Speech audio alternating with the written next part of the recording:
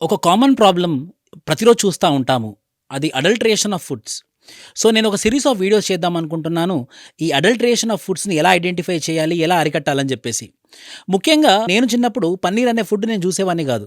కానీ ఇప్పుడు ఎక్కడైనా సరే, ఏ ఫంక్షన్ అయినా సరే పన్నీర్ అనే ఫుడ్ చాలా కామన్ అయిపోయింది. సో, పన్నీర్‌కి సంబంధించినటువంటి పెద్ద ప్రాబ్లమ్ ఏంటంటే అది ఒరిజినలా? డూప్లికేటా? అడల్టరేటా? సో, ఈ రెండిటి మధ్యలో డిఫరెన్స్ నేను మీకు చెప్తాను. ఒరిజినల్ పన్నీర్ అనుకోండి, అది ఎప్పటికైనా కూడా సాఫ్ట్‌గా ఉంటుంది. అది క్రంబ్లీగా ఉంటుంది. అది మనకి చూడగానే ఏర్పడుతుంది.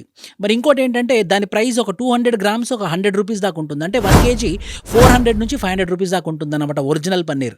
అదే కొన్ని సందర్భాలలో మనం చూస్తే కొన్ని షాప్స్‌లలో పన్నీర్ 1 కేజీ మనకు ₹100కే దొరుకుతుంది. తక్కువ కదా అని తీసుకుంటాము. కానీ అదేంటంటే పామ్ ఆయిల్‌తోని చేసినటువంటిది, వెజిటబుల్ హైడ్రోజనేటెడ్ ఆయిల్‌తోని చేసినటువంటిది, స్టార్చ్‌తోని చేసినటువంటిది, కొన్ని ఫిల్లర్స్ యాడ్ చేసి చేసినటువంటిదనమాట. అదేంటంటే అది రబ్బర్ లాగా ఉంటుంది. అది కంప్లీట్‌గా డూప్లికేట్ అన్నమాట. సో, ఒరిజినల్ టెస్ట్ ఏంటంటే అయోడిన్ టెస్ట్.